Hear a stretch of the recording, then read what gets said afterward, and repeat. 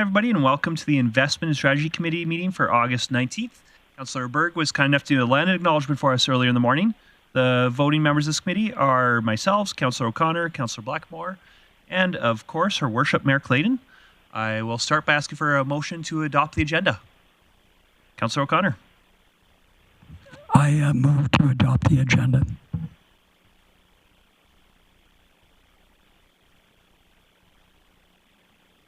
That motion carries. And first of all, we have Peace Library Systems. And I know you're familiar to council, but yeah, Louise, if you just introduce yourself for people who are watching home that maybe aren't familiar with you. Yes, I was just here 2 weeks ago. You can't get rid of me. I'm sorry. My name is Louisa Robison. I am the CEO for Peace Library System here in Grande Prairie. Peace Library System is the system that supports libraries in the Peace region, 46 member libraries in 37 municipalities and 1 Métis settlement, and 36 school libraries as well. We're headquartered in Grande Prairie with a staff of 18 specializing in library work, computer systems, and logistics. And I am aware that groups in the city are presenting their budgets at this time, so I come to you to talk about the budget pressures that Peace Library System has experienced in the last 5 years and how we are attempting to address them. Next, please. PLS is in the same situation as every other nonprofit in the province and even as in the city. Costs are being downloaded from the province onto municipalities, which are tightening budgets for everyone. In addition, operating costs continue to rise and at a steeper rate than in previous years since COVID in 2020. In 2024, PLS was had to implement a 3-year graduated raise to the municipal levy in order to cover increasing operating costs. Next, please. Since 2022 and before, costs that are out of PLS's control have increased between 21 and 25%. As you can see, utilities have increased by 21.66%. Costs associated with vehicles and fuel, including maintenance costs, have increased 21.74%. And the costs for IT, those programs and services that keep the computer network safe, secure, and modern, have increased over 24% as well. Next, please. Just the cost of power has increased over 17% in 3 years. Investigations into alternate power sources, such as solar, have resulted in proposals with an initial outlay of over $250,000, with a 20-year cost recovery period. Grants were investigated for this, but they would only cover at most half the cost, resulting in an outlay of $125,000, which is just simply out of our price range. In the last year, PLS has replaced both of the end-of-life boiler heating system and repaired the air conditioning system, which has resulted in a savings in natural gas, but unfortunately not much in the power area. Next, please. One of the main services that PLS offers is its member libraries is the delivery of new and interlibrary loan books and other materials through the van delivery service. Peace Library System is geographically the largest system in Alberta, covering over 92,000 square miles of territory for 46 member libraries. One of the largest challenges we face is being able to get to all of them to fulfill our delivery obligation to them. To that end, PLS owns 2 delivery vans and 3 vehicles used for consultant travel, IT travel, and Indigenous program delivery. With the jump in gas prices in the last few years, our cost for fuel for those vehicles has risen over 35%. When the government of Alberta discontinued the courier service in 2019, the cost to replace that service fell upon Alberta Library Systems to replace it. And at that time, we had to purchase a second delivery vehicle and start incurring the cost of fuel, insurance, maintenance, replacement, etc. And since that time, we've replaced those delivery vehicles with newer vans that are much more fuel efficient than the old ones, which has reduced slightly the expected cost of fuel, but still the cost of fuel continues to rise. In the past 3 years, we have managed to keep human resources cost at or near the same level through the use of attrition, not replacing some people who've left, and the retirement of long-term employees who can be replaced with younger professionals at lower salaries. As well, we've used grant funding to bring Indigenous programming to the region rather than funding it through our operations budget. Next, please. We've actually managed to bring those costs that are within our control down substantially. These are the costs associated with just keeping the building and the office running, such as office supplies, grounds, building maintenance, and the governance of from the board. Some of these initiatives include going paperless, using electronic delivery rather than printing and mailing, not keeping office supplies on hand and instead ordering on demand, and reducing board expenses through the use of virtual meetings or virtual options to attend those meetings rather than paying out mileage.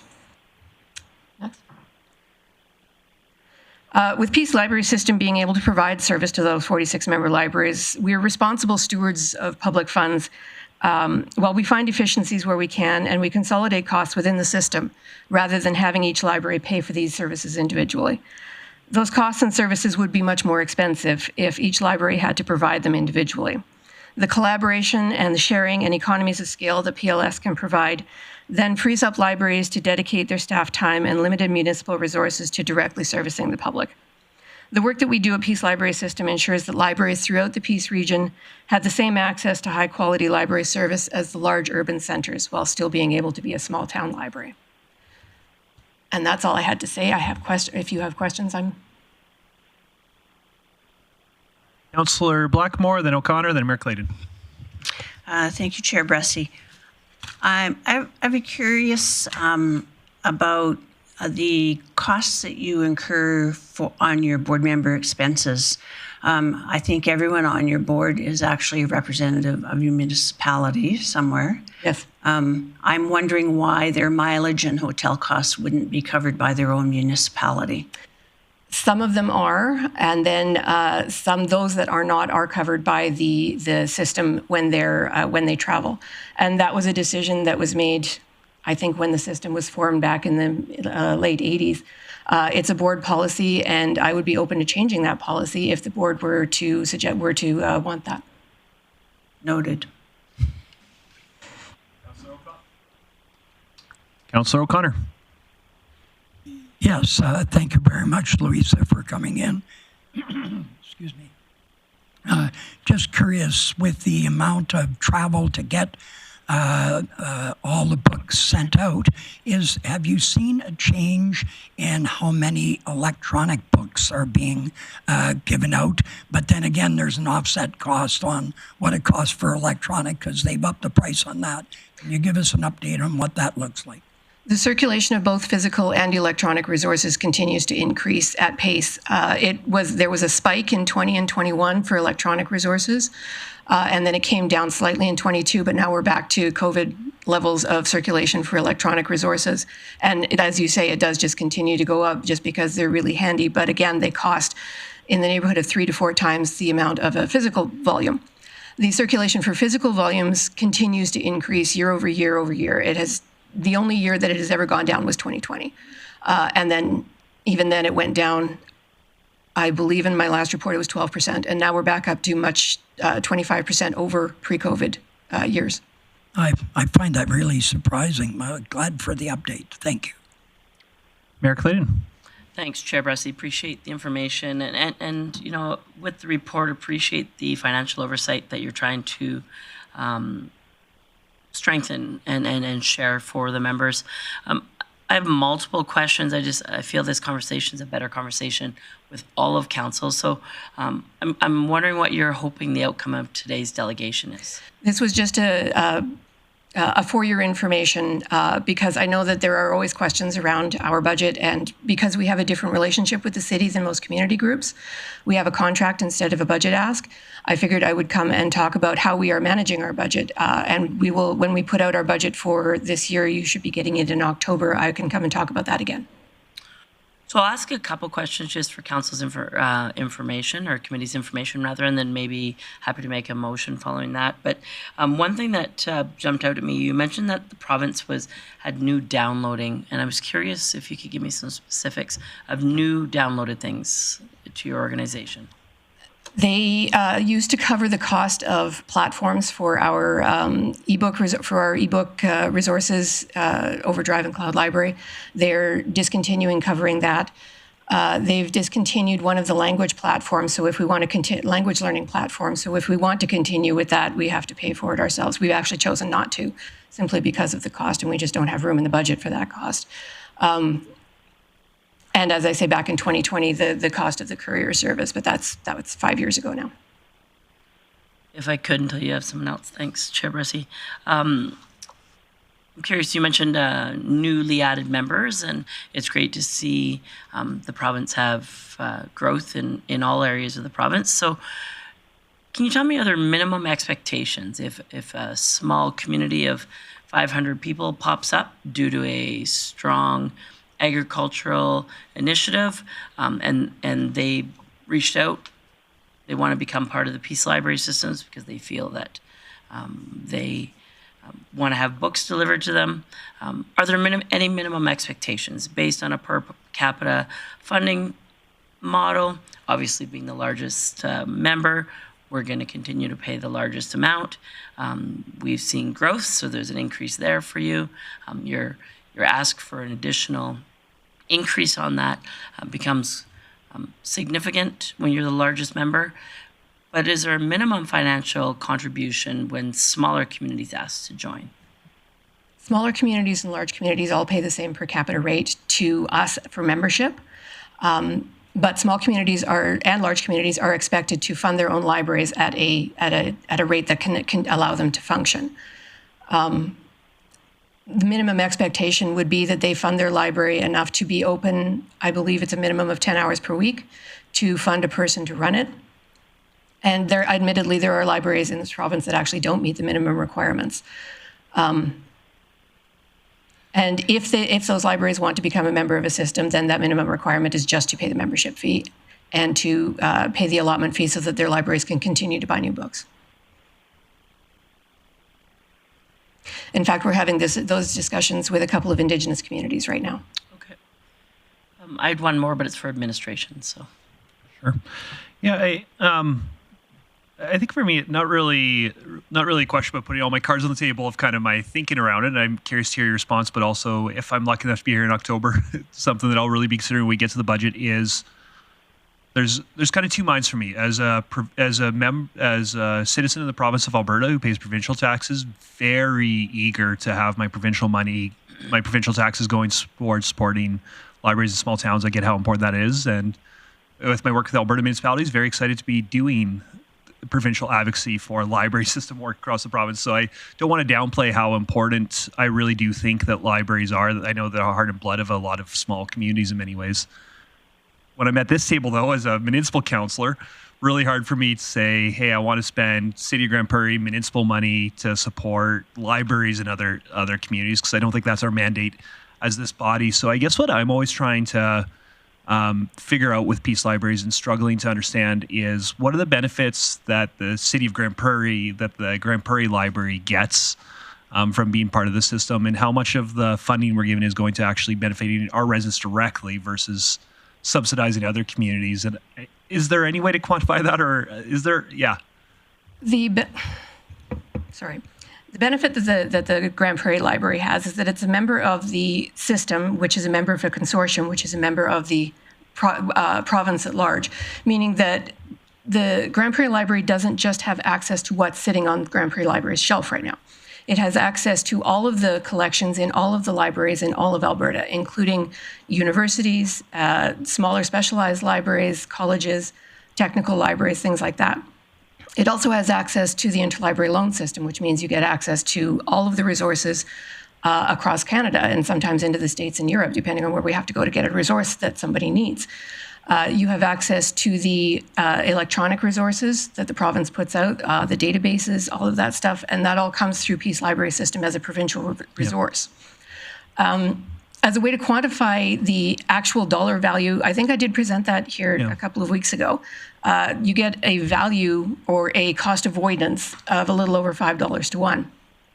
As for actual dollar value, we do Grande Prairie Public Library's cataloging for them.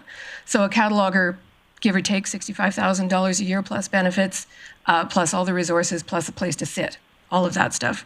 We also do all the interlibrary loan work. We do a lot of the IT work. And if you like, I can resend that report for you. No, it's and maybe I didn't ask it or say it right. Without doubt, we get benefit. I'm not trying to say without doubt we do get benefit, but I guess more what I'm trying to figure out is do we pay our fair share, or do we pay more than our fair share within the Peace Library Well, everybody pays the exact share that they would pay for their population. Like it doesn't change no matter, like smaller communities do pay less, but that's just because they have less population, right? So everybody is paying the exact same dollar value, no matter if you live in High Level or if you live in Grande Prairie. Yeah, and I think what I struggle with that is it just is more expensive to run services in a remote area with a smaller population than it was with It is. Also, I get this per capita funding, and I don't know if per capita funding is necessarily straight across per capita funding is necessarily the fair way to do it when we're the large urban center. And I don't know. I'm not saying it's not. I'm saying I don't know. If I can comment on that, the way that our funding is set up is the same as every other system in the province. That's just the way it is. But there are also conversations around a number of different tables to address, like, is this the way we should be doing this? Are there better ways to do this? One of the suggestions that was made a couple of years ago was, should we do it on a taxable property base or something like that? But it would have to be a change in the master agreement. It would have to be a board decision. Like that's not my decision. Totally. But yeah, there are conversations going around about how to not fix, but how to maybe, I don't know, modernize the way that these things are funded. It is a very old system. It's been, our system has been around since 1986. There are other systems in the province that have been around in the 50s. And they've always been doing this the exact same way. So it's been 70 years of doing it the exact same way. Maybe there are better ways. And I would love to be part of those conversations.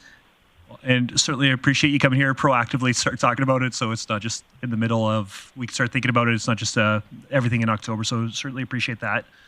I did hear Mayor Clayton say she's got a question for administration, maybe a motion, but what I'm going to ask is, before I talk to administration do motions, I'm going to ask the delegation to go back to the gallery. You're definitely welcome to stay and watch, but before you do that, just want to tell my colleagues that's my plan, because I want to ask, does anybody else have any other questions for the delegation? And Councillor O'Connor, then Councillor Thiessen. Okay. Thank you, Louisa. I think what Councillor Pressey was intimating is the amount that the library would pay be a lot more if they didn't have your services. And I think the answer to that is obviously yes. Do you have a rough idea what it would cost if they did it all on their own? Give or take about 6 times what you would pay us. 6 times? I can resend that report as well. I had a cost comparison to other systems or other libraries of the similar size in similar cities. Okay. Well, thank you very much. Councillor Thiessen. Thank you very much, Chair Bressie, and thanks for coming in and presenting this for information today, Louisa.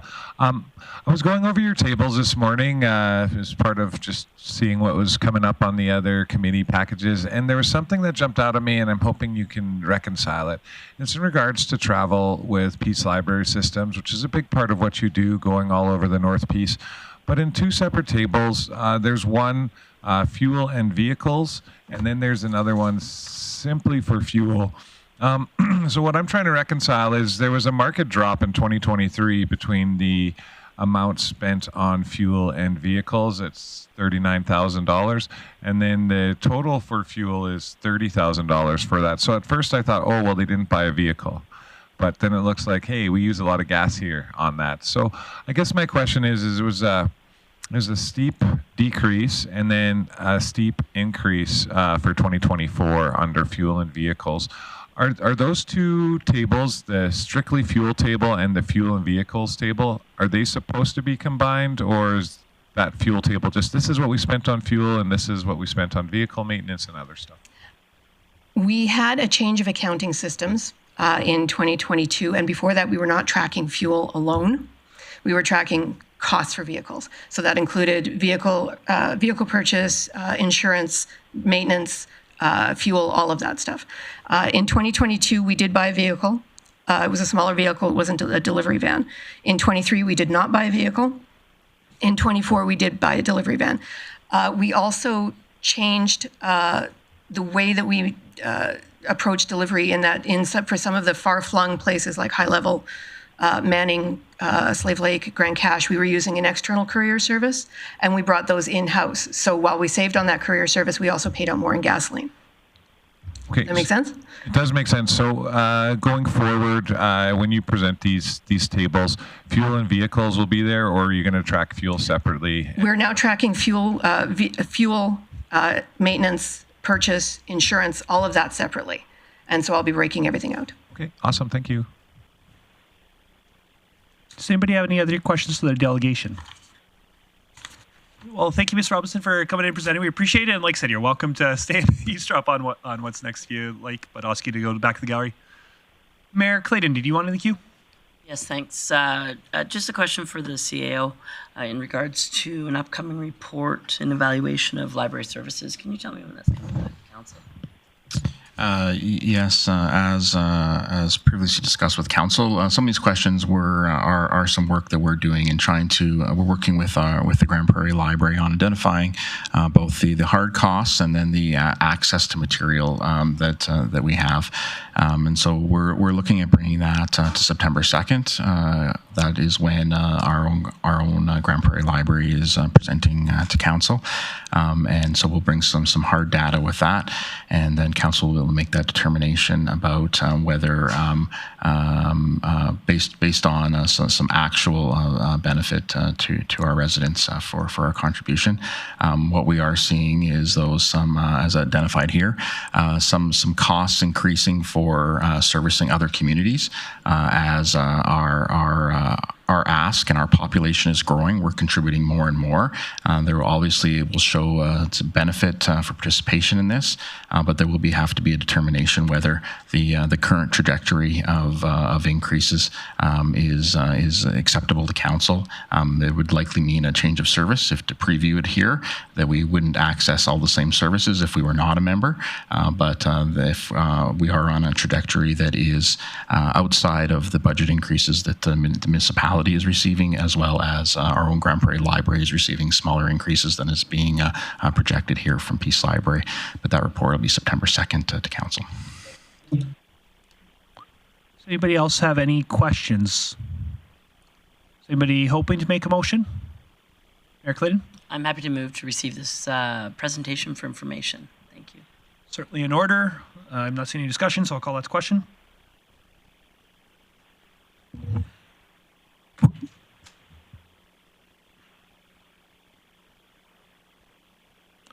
That motion carries, and again, want to thank the delegation for the information. We appreciate the conversation. And that brings us to service area update with Chief Bailey. Thank you, Chair Bressy. I'll start with the Invest GP team, who recently received a briefing on the new Canada-Alberta Productivity Grant, and this is replacing the Canada-Alberta Jobs Grant effective this September. I'll note this change reflects that the Government of Alberta is shifting the focus from broad training support toward funding specific upskilling related to business productivity and competitiveness instead. So an example of that would be adopting new technologies that increase efficiency and processes. What this does create is an opportunity for the Invest GP team to guide local businesses in understanding the new criteria and accessing the funding. Invest GP also attended 3 ribbon cuttings for a new daycare and 2 restaurants. And lastly, the Invest GP team also ensured the resident and physician lounge at the hospital was stocked with snacks to start the academic year as a show of support, and this was provided alongside a warm welcome from the mayor. Lastly, I'll note for our service update that as we look at external communications, yesterday we celebrated the groundbreaking event for the new multi-sport dome in Trader Ridge, with the mayor delivering remarks and many councillors present. The event officially kicked off construction of the city's newest sports amenity, and it was well attended and generated local positive media coverage. And we're also closely monitoring and measuring social media engagement metrics and commentary. That concludes our service update. Thank you, Chair Bressy. Are there any questions? Okay, so I'll tee it right back to you to tee up our first report. Excellent. The first report, in terms of broadband, outlines plans for gathering real-world performance data to reflect resident and business experience, and the intent is to help guide planning, future applications, and future infrastructure decisions. Mr. Tarrant's going to provide a further outline on how the testing program will work and its role in broadband development. Thank you, and through the chair, I was here a couple months ago to present on the broadband strategy and the work that was done looking at the infrastructure for broadband throughout the community. One of the findings of that report was that theoretically the infrastructure is there to deliver adequate speeds that most people would rely on for broadband. One of the questions that came out of the report, though, was in theory, that infrastructure is there, but are we actually achieving those speeds and that reliability? And is there a way that we can test that so that we can go to the different broadband providers and show that there's a need there, or and to ground truth whether that that is the reality, that we're actually achieving those what's being promised by the various broadband providers. So with that, we've looked at a number of different ways that we can extend that analysis. And so there's a couple different ways we can do it, and we've going with one of the the cheaper ways, but it's it's going to be an effective way at getting some of that ground truthing to see whether those speeds are actually being achieved.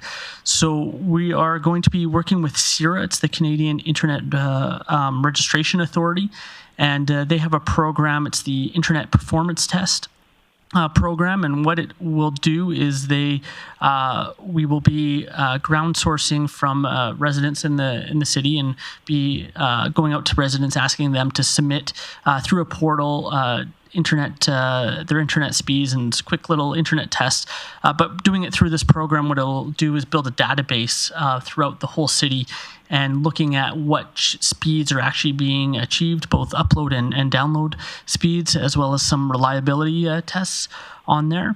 And through the program, what they'll do is they'll build this platform, and over a couple month period, as people submit at different times of day and from different areas of the city, they'll build a map for us, and so we can identify where some of the gaps are, and whether just because in theory, we're being promised that we're going to be able to get certain speeds, whether those are actually being obtained. And so that'll give us some good baseline data for engaging further with broadband companies, as well as making the case to new companies or new entrants whether there is room for investment, and whether we can continue to find those that would want to invest further within the broadband infrastructure within the city. With that, I'll entertain any questions. Any questions? Councillor O'Connor, and then Blackmore. Thank you, Ms. Durant. Just curious, what percentage are you hoping to get back? Are you just going to pick, is it general, or are you going to pick different areas, or are you just sending it out and people apply, and then you have a system that they can do this test?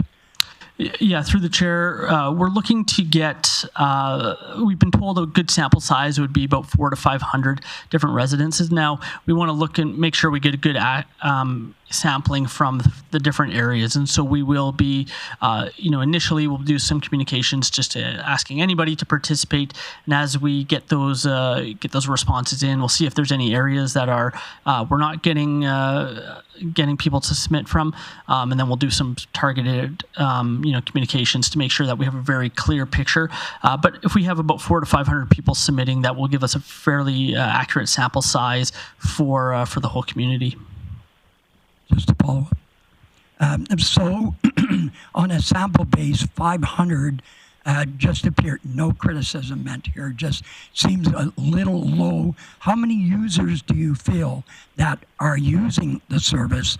And our population is 71, 72, who knows how many other. Do you think that number will be enough to give you a proper database? Through the chair, yes. So remember, it's not, we have about 25,000 residences, different dwellings within the city. So when you look at it that basis, it is higher. But when we do things like the satisfaction surveys for the city, that's typically that 400 to 500 for a city our size is seen to be very statistically reliable and would get accurate readings. Certainly, if there is, any anomalies that come up throughout the study, if there are certain areas that are identified as being, maybe there is significant lower speeds or significant higher, and we want to isolate those and get a little bit more of a sample to make sure we're not just pulling, something that's an anomaly, or that, maybe one person has a bad connection or something like that. We can certainly go in and ask people to submit further, but we'll keep an eye on that. Okay, I have a follow-up after this, so I'll let somebody else get in the queue. Councillor Blackmore. Thank you, Chair Bressy. I read your report. It seemed surprising to me that the cost for this is pretty minimal. And so I'm guessing that means that city administration is doing much of the work, or is it simply a statistical analysis that you're asking them for after you submit the information to them? Yeah. Through the chair, they don't do much of the analysis. A lot of that would be done within city staff. Essentially, they just provide the platform, and the city would be responsible for all the communication and getting everybody, as many people in there as possible. And essentially, on a weekly basis, we get spreadsheets that indicates where and we don't even get it pinpointed. We just get a sort of a broad, on a neighborhood area, how many people in a certain neighborhood have submitted. And so then we can kind of track that and then tailor communications there. And then they'll provide some guidance in terms of the analysis and, identifying, what the different speeds and the different reliability metrics, mean and provide some analysis there. But largely it will be done in-house. And are we separating or are we accounting for the differences between residents and businesses? I would think that a business would need more reliable up and down speeds than a resident, for example. Certainly, we can isolate by the different neighborhoods, and we'll be able to say like Richmond, and to identify what the average speeds are in there versus a residential neighborhood. And I have one last question. Just could you remind me of the dates when you're expecting this to be running? We hope to be launching sometime early this fall. Don't have exact dates yet, but we hope. Come back with that later. We'll come back, yeah. Okay, thank you. Once that's ready to launch. Councillor O'Connor? Yeah, thank you, Chair Bressy. I'm sorry, I'm a little hoarse this morning. Just curious on the same question on business, and for us looking forward to attract business here, I think upload and download speeds are very important. So will you be putting more emphasis on the business side to make sure that we do have that kind, and then look at the analysis, see what the solutions could be? So right now, this analysis will just provide it more at the neighborhood level, and so we will be able to isolate, the different business neighborhoods versus the residential. But we wouldn't. So in that respect, we will be able to get a little bit of baselining on business versus residential. However, it's not going to give us a granular, we don't get to know which residents, which business, from there. I should say we feel this will give us a really good baseline knowledge and help us to understand speeds and whatnot. There are other solutions we have looked into that are a little bit more expensive that would give us more of that granular data. There's services out there that allow you to put devices in homes if someone voluntarily accepts to have a device and will monitor on a regular basis, and then you can get more of that individual household, and you can test connections at individual properties. We feel at this stage just using this cheaper service to get us a very baseline data is a good first step. And then once we've identified any gaps or areas that we think that we want to investigate further, we can look at some of those more other ways to get that data that's a little bit more pinpointed towards individual properties. Thank you, Mr. Tarrant. Just curious then on the amount, will they be able to give feedback, or is there a method that you're going to use, or is that going to be in the second phase, especially from the business community? Will they be able to say, hey, this is where we're having an issue, and will you find that out, or is that in the second phase? For this phase, it's just there will be some there will not be a feedback loop. Certainly, if there is certain feedback that they want to provide us, let us know additionally. That would be great. But initially, this program is just you're getting different residences and businesses just to run the test, and those test results just get submitted to a database, and then that'll just help paint the picture. Okay, thank you very much. Does anybody else have any questions? Do you have a recommended motion to receive for information, Councillor Blackmore? I'd make the motion to receive for information. Call that to question.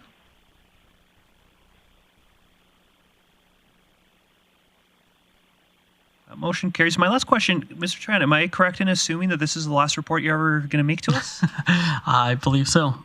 Well, I just do think I can speak on behalf of everybody and say we really appreciate you've done so many different projects for us over the years and really have moved a lot of our strategic priorities forward significantly, and just really appreciate all your contributions. We're going to miss you, but also wish you best luck and congratulations on the new role. Thank you so much. Appreciate it. Thank you.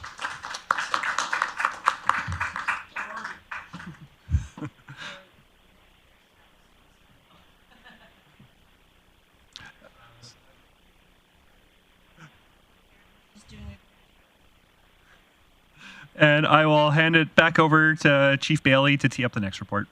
Thank you, Chair Bressy. Our next report will be amendments to Policy 206, which is the policy on the arts. These amendments align with current leading practice and frameworks, ensuring that roles around public art organizations, and community support are now reflected in newer policies and strategies, such as the Community Enhancement Fund and Recreation and Culture Strategy. Ms. Beaverdorf, as our expert, is now going to walk you through these proposed revisions. Thank you, Chair Bressy. Policy 206 was originally developed in 2003 and approved by Council and recognizes the value and importance of arts in the community. An internal review has updated definitions and language to reflect current practices and policy frameworks, including public art management, which is now addressed through Policy 361, the Community Enhancement Fund.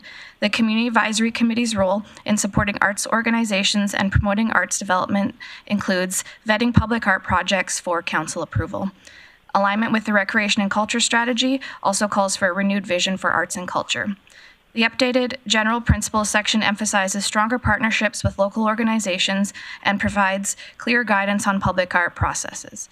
In conclusion, administration is recommending that committee recommend Council endorse the proposed updates to Policy 206, Policy on the Arts. Does anybody have any questions? Councillor O'Connor. Thank you, Chair Bressy, as I get my art consultant over here throwing his pension in. I didn't see in this policy any mention of grants from the province or other areas, and I'm wondering if that piece shouldn't be there. And I think the last time that we ever saw support was during Peter Lougheed's time, when he put in some cultural grants that really changed for a lot of organizations. So I'm just wondering, should that be part of this policy? Thank you, Chair Bressy. We don't have anything included right now, but I do know the groups do collaborate on Alberta Culture Days. So as organizations or nonprofits, they're eligible for Alberta Culture Days, so they initiate that process on their own. I'm not aware of any other provincial grants at this time. Okay, so is it a part that we could advocate for grants? Is that something that's in our purview from the federal government and the provincial government or any other organizations? So, thank you. Certainly, if that's something Council would like to see, we can add that to the list. Yeah. Okay, thank you. Councillor Blackmore. Thank you. Ms. Beaverdorf, I see that this strategy is aligned with the Creative City Canada policy framework and the Spirit of Alberta cultural strategies. Can you tell me a little bit about what those organizations are, what they do?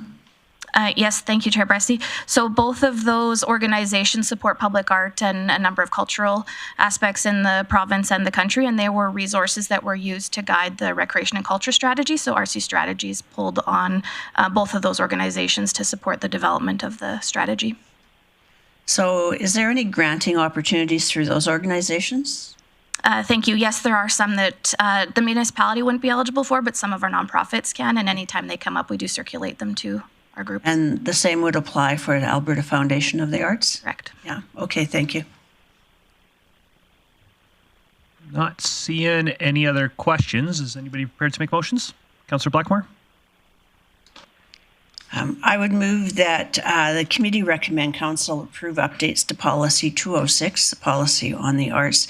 And then speaking to this, I'm not sure that this policy goes as far as I would like it to go, but I feel that it's a good advancement to solidify our commitment to arts in the community, and I hope you will support this.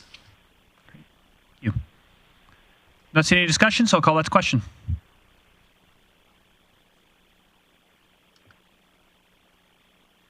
Motion carries. Thank you very much.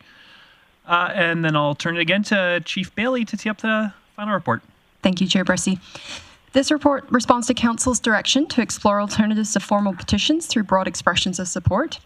Administration has reviewed municipal practices and clarified the many ways residents can already share views, and we've proactively ensured these options are clear and easy to access on the city's website. Ms. Pinnock is now going to walk us through providing additional details. Thank you, Chief Bailey. Council had asked administration to explore alternative processes for residents wishing to express broad support. So just a couple of highlights. When a resident or group of residents wishes to engage council on a particular issue, they have several options that can be considered. Write a letter to council and submit through the city clerk and ledge services, register as a delegation, email mayor and council members directly, participate in a formal engagement session that the city offers, provide perspectives during public hearings, either in person or in writing. For residents who wish to undertake a petition, the MGA outlines the process for how those petitions must be handled and what can be petitioned for. The process is stringent on the requirements and limitations. When a formal petition is submitted, the CAO must inform council of the sufficiency or insufficiency of the petition. And the MGA is also prescriptive on how that information must be handled and used. Personal information contained in a petition must not be disclosed to anyone except the CAO. Or designate, and with all correspondence, administration considers and applies protection of privacy legislation and guidelines to the information that's received. While we are required to align with the MGA for a petition, there are many other ways that residents can bring their views to council. To best support residents, Ledge and Exec Services has updated the city's website to clearly identify these opportunities, and additional work has been done to update and build out our delegation materials to best support residents who are coming in to speak to committee or council. With that, I'm happy to answer any additional questions that committee may have. Councillor Blackmore. I know that, some of the quotes, petitions that we receive actually should not be submitted as petitions. And I'm wondering if when we update the website, if we can put some language in there to encourage people to understand that a single letter can be signed by many, many people. And that is probably the tool that many situations arise that would make better use of, rather than a petition that we are then by law required to disqualify. Ms. Pinnock? Through the chair, anything that does include personal information on either a letter or a petition has to be redacted. And so when the formal petitions come in and are declared insufficient by the CAO, that's part of the process that is undertaken as per the MGA. If a letter is submitted directly to administration, we'll follow those same privacy rules and regulations. If it's submitted directly to mayor or council directly, then it goes as it's being shared by the resident. So you're saying that a letter with multiple signatures is the same as a petition? If it's received by the CAO? Like, I'm not understanding your clarification there. Oberg? I'll have to reread it, but there is language that has already been updated on the website that does provide that opportunity for residents or organizations or groups to provide correspondence to council or to individual councilors. So yes, that information, as long as it wasn't detailing, we'd have to just determine some of if it's addresses and things like that. That might be the part that we would look to redact. But a letter from residents, if they sign it, we would share that with council. So that way we would know if we had 40 signatures coming out of Pinnacle, for example, that it is something that we can respond to. So I guess what I'm trying to figure out is when you get a letter like that, how do you decide this is a petition and not just a letter? So the recent examples that have come to council, I don't actually think those residents were trying to do an MGA style petition. I really do think they were just trying to do a letter of support, but we judged it as a petition. So how do you determine this is a petition and this isn't? And that merely is the challenge in all of this, and why providing further options in the language on the website is our hope to guide them.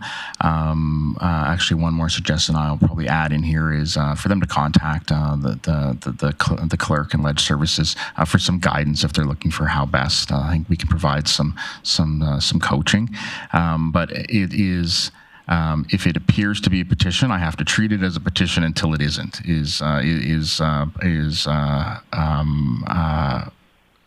The challenge of the MGA, and the recent ones appear to be in the form of a petition. They just haven't been sufficient. So there is some gray area in there. Our hope is that the new language on the website will show that there are other options and encourage them to be just more direct. Send a letter. Yeah, and I guess the challenge that even me reading the website I see is the website makes it sound like, hey, me as an individual can send it, but it's not making me sound like me as my neighbors can send a letter to you. And there's nothing on the website that says, hey, you can invite other people to sign this letter with you. It's a suggestion we can take and we'll update.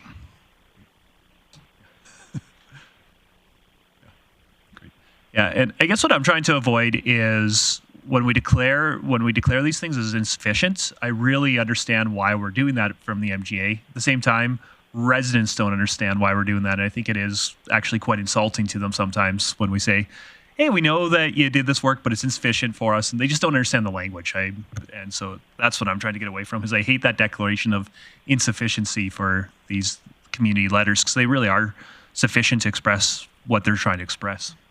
Yeah. Anyone else have any conversation? That being said, even the changes right now, I really do appreciate. Like, even the website as it is right now, I know is better than it was, and really do appreciate the work that's gone into it. Councillor Blackmore? This is a MGA question, I guess, but does council have the ability to recognize that a petition is insufficient, yet still take action on it? Probably should seek further advice, but I think the distinction there is that you're not required to take action on it, and so council always have some discretion. I think that would be within your purview. Would be my quick take here, but you just wouldn't be required to. Okay, yeah, maybe we're not recognizing that as part of our authority. Maybe we need to think about that differently.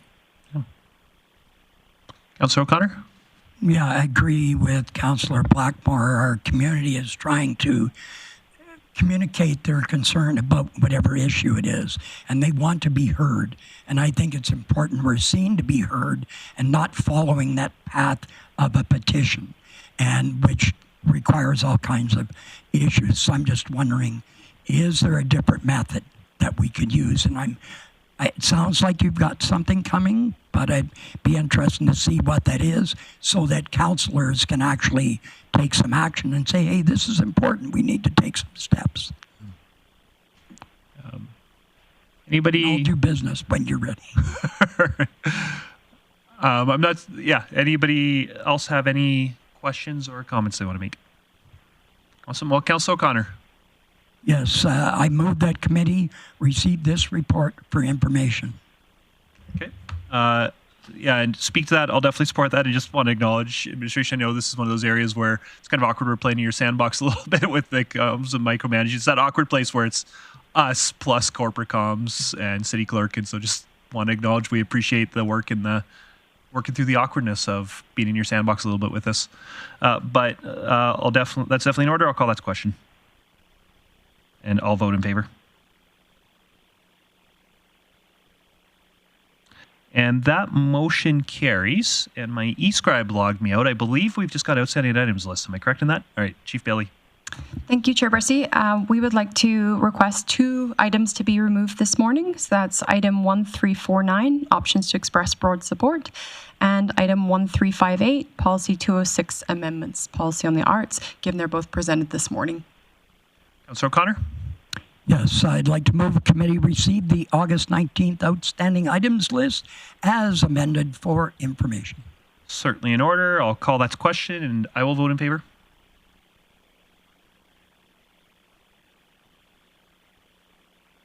That motion carries, and with that, I will call us adjourned. Thank you, everybody.